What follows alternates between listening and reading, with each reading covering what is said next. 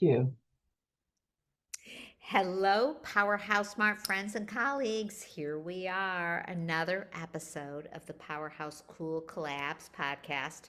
I love this time of the week. It's just my favorite. And today, yet again, I get to share another very special person in my business life. And actually, I would consider in my personal life too, just because we overlap quite a bit.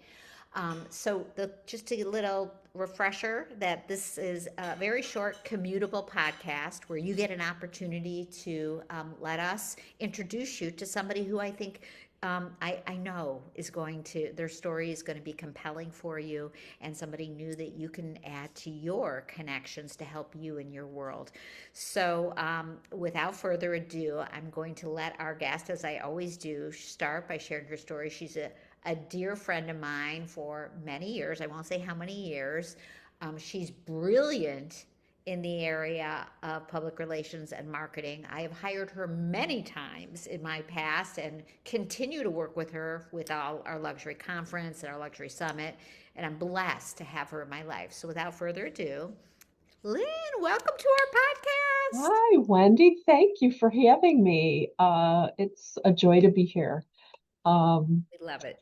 Appreciate it very much. I never thought I would be a marketing and PR person. Um, I worked part-time for an agency while I was still in school, and I had plans to go to law school in Oklahoma City or Oklahoma, Norman, Oklahoma. And I met my husband.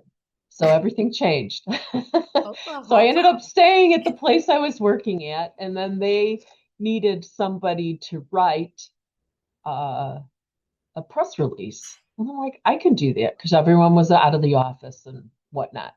And then I did that. The client was happy, and I ended up doing other writing assignments in addition to my accounting duties that I was working there. So I pretty much helped them uh, build a PR department, and I ended up staying there 15 years and growing that division of Wow. the company.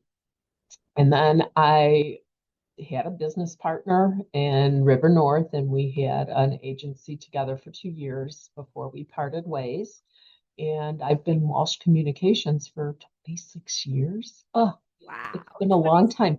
But I got to tell you, everything has taken so many twists and turns, business wise and market wise. And I'm just grateful to still be here doing what I love. So, my suggestion is plan on reinventing yourself several times during your career. And, if you do, you're going to be the last one standing or one of the last ones standing, which I am. It's a totally different picture right now, but it's a good picture, and it's fun to work with the clients and pretty much be a problem solver. I mean, when we were in the agency going great guns, I had up to I had 7 people working for me at the time in the go-go days, early 2000s. And we were just a PR agency. And then we became full service with advertising. Clients were having us, they're like, well, we're talking to you anyway. You understand us. Can you do more of our market? So we pretty much became full service by buying an agency. So I bought an agency from a man who wanted to retire in Lake County and acquired his clients. And with that, in the back in the days, you had to have agency recognition to place ads Ah. and the credit and all that. So I pretty much acquired all that from that transaction. So anyway, we became full service, and it was really fun to be part of an all-encompassing solution for a client. So in the building industry was just near and dear. I loved the events. There were all these parties and golf outings and fun things to go to. And I loved networking. And part of that networking was people that needed a job change. And I never asked for anything for it, but it always came back. when they relocated to somebody I connected them with, they would end up calling me and I'd get an opportunity to propose and hopefully work with them. And a lot of times that worked out. So, um, it's been a wild ride. You know what, Lynn, you said so many important things here to our audience that, and doesn't matter how long you've been in the industry, there's just a lot of, and I'm going to just mention a couple of them. First of all, there's no surprise that you're still standing. You're not still standing, my dear. You're still making a huge impact. And that's because of a lot of things. One, see how open-minded you are. You were just talking about how, first of all, you have to evolve. You have to not be afraid to change as the world changes, and you also have to bring that to your clients and be a solution resource for them, and that's huge. That's number one. Number two, see how openly you referred people without expecting anything in return. No, I know people are like, do you want a fee? I'm like, no, just refer me. If you like what I'm doing, just refer me back. It all works out. Yep. All comes out in the wash. So, Yeah, um, that's yes, brilliant, and most people don't realize they that. don't get it. No. Yeah. Yeah. And some of those people have been, lifelong friends. I recently reconnected with somebody. I saw her in a doctor's office 4 years ago, and she was a client contact in real estate. And I'm like, we got to get together. And we finally did it. And it was a great meeting. And it's just like whenever you run into people like that, there's no coincidence. You have to follow up on it. And um, I love that. it's magical. So, It's it. And so you call, when you say it's no coincidence, the word that we often use, and you and I've talked about it before, is synchronicities and yes, how these things just, absolutely. yeah. Hmm. And so it's such a beautiful thing. And so let's get into the details, though, why you're still so powerful as a publicist and a marketing agency. And the truth is, you started off with, oh, ironically, no one was in the office and we had to write a press release. Well, the truth is, you're a brilliant writer. You don't real. I mean, maybe you do realize it, but I can tell you from having you in so many different situations help me with either editing or writing. And actually, when I've hired you in the past, you immediately got my story placed, and it's because you really can quickly assess what are the strengths of a story, what's the hook, why is that important, and how is it that I can reach out to XYZ, and it doesn't even have to be 100 different editors, but I know where to place it and what they're looking for. That is quite a talent, my dear. Well, and it comes over time. I used to have people hang up the phone on me. And back in the days, it was the Chicago Tribune and Chicago Sun-Times for the Yes. local real estate scene. And, there were magazines and things like that, but most of the builder clients wanted the presence in those too. And at the time, the editor of the Sun-Times, Don DeBat, was, I mean, they had a beautiful section, 42 pages, which was a lot in that time. um, they would be like, what's the story? They were hard on me in the beginning because I really didn't know. I didn't have formal training in that area. It was like the hard knocks. So um, I remember later in like maybe fast forward that 15 years, I saw him at a home builder event and he got into the PR business and was a competitor of mine.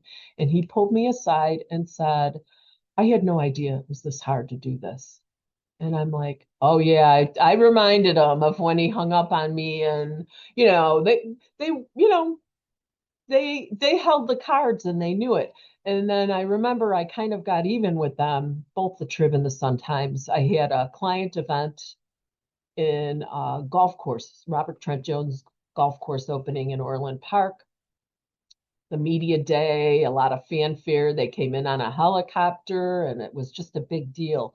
Well, I sent one limousine to the Tribune and they had to ride together, the Tribune and the Sun Times from downtown to Chicago to Orland Park.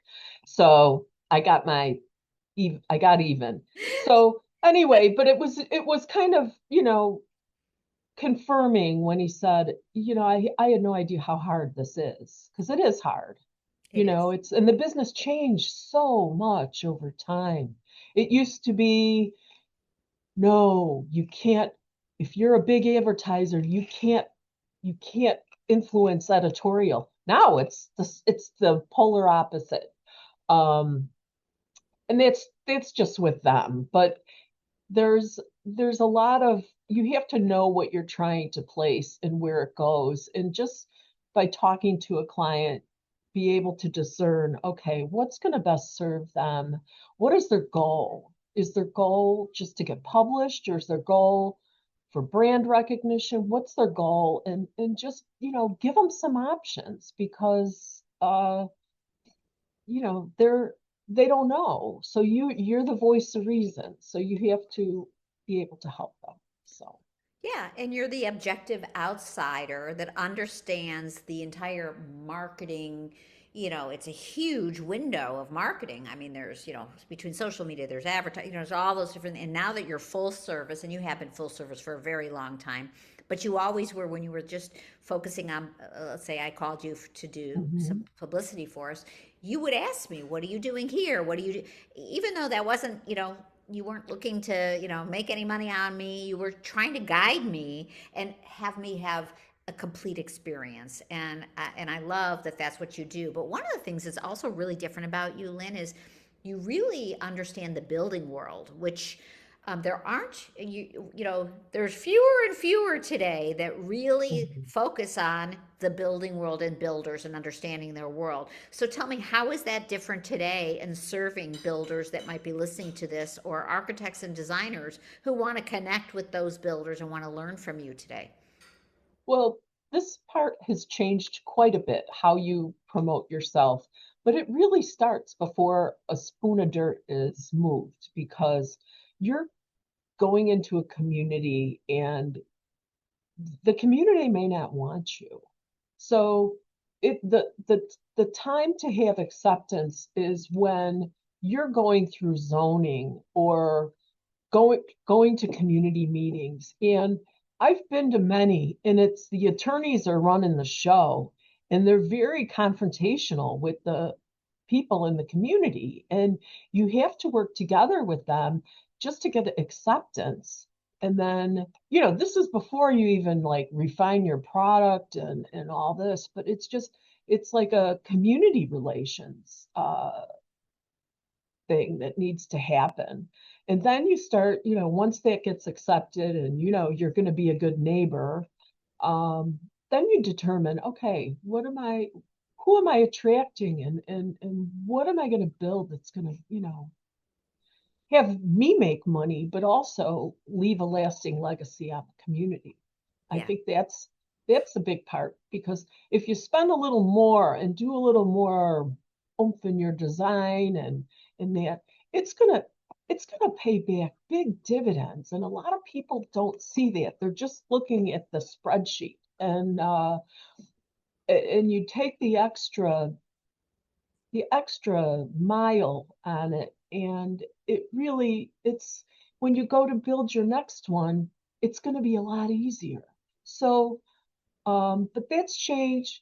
Just the media options have changed. I mean, I have so many people, they're like, I just talked to somebody and I committed to something and I don't think I should have. And it's like, oh, yeah.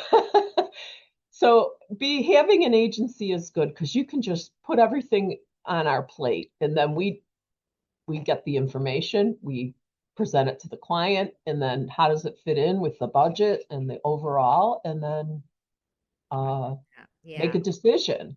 But some people can't. They they cave on the cold call. It's not even a. So we're pretty good at discerning what's going to help them and push them forward with their marketing.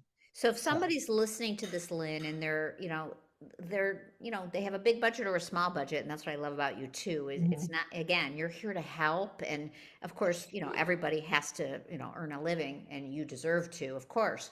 But should they reach out to you and just get a general consultation on, this is where I am today, and do you lead that call, or is there an intake where they figure out how do they start working with someone like you?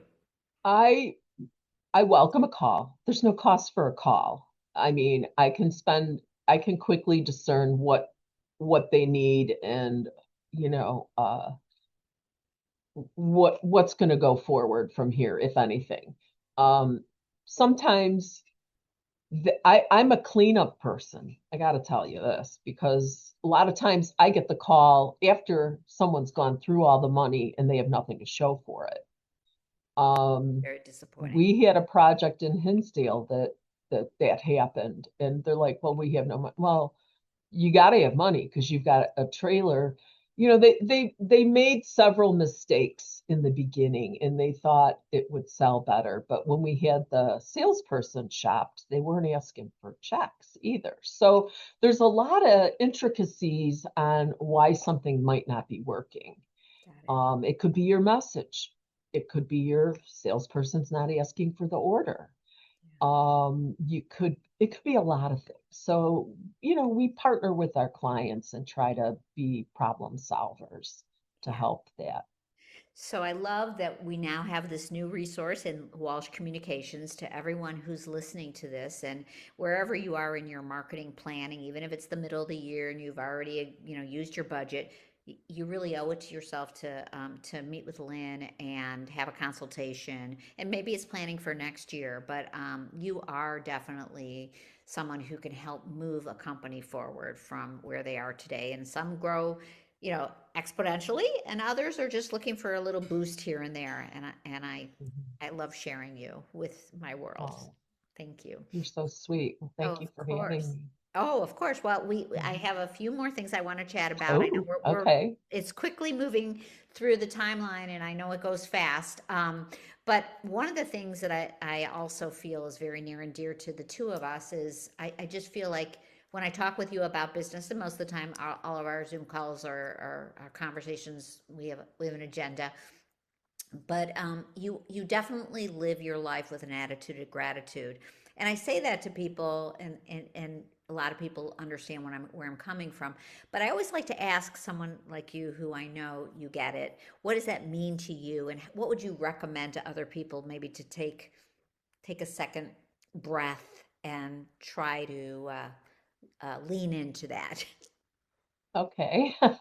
Well, I think you have to be grateful for everything. I mean, I've had a business that has helped, my family have a nice life and myself and the freedom. So if you come from that place, then it's going to extend into your work. The clients I'm grateful for. I look at a client and I'm like, I hope you're a client for life. I'm not a big fan of the one-offs, so I approach it that way. So I'm with them, and I've even had a couple clients retire, and it's like, you know, after 20 years. So that's kind of how I look at it, and I'm so grateful for that. Also, people need help. Many times, like one of them was on a board of some sort of organization that needed help. It was a fundraiser that they were having, and how do we promote this? It's all volunteers, and you know, I'm happy to help. You know, I'm not doing it, but I can tell them what they need to do. And I have organizations that I work with as well, but you just have to approach everything that, it could all go away in a minute. And it almost did for me. I got to be honest with you. In 2007, 2008, we had a lot of turmoil. Yeah. So you just have to be grateful for what you have when you have it. It might not always be there, but it might take on a different form. And that's kind of where it's been for me. So Yes. I don't know if that answers your question or It not. does. It does. Mhm. Well, you know, it's you've built a legacy of the soul of who you really are and how you've always lived that way, and you've always helped other people and share, and you're truly grateful for every referral, and then you refer other people with, and they reciprocate, and it's just a way of life for you. And so I guess we're both trying to continue to share that. I mean, I guess if I walk away at the end of my life and I said, at least I've helped someone learn, some of the things I learned the hard way too. I've also had ups and downs. Nothing's always perfect. And that recession that you described was extremely difficult for our industry. Many, many people suffered terribly. Yeah. But look where, we've all rebound, and maybe we're different. But we do Hmm. we do have that continuation of having a heart and soul for each other. And I love how you always give back. So every year, just thank you again for, the luxury conference. I'll say, this year the luxury raffles for Designs for Dignity or for Revolved or the Africa Impact Trip, and you're like, I'm selling raffle tickets and I'm jumping I in. love selling raffle tickets.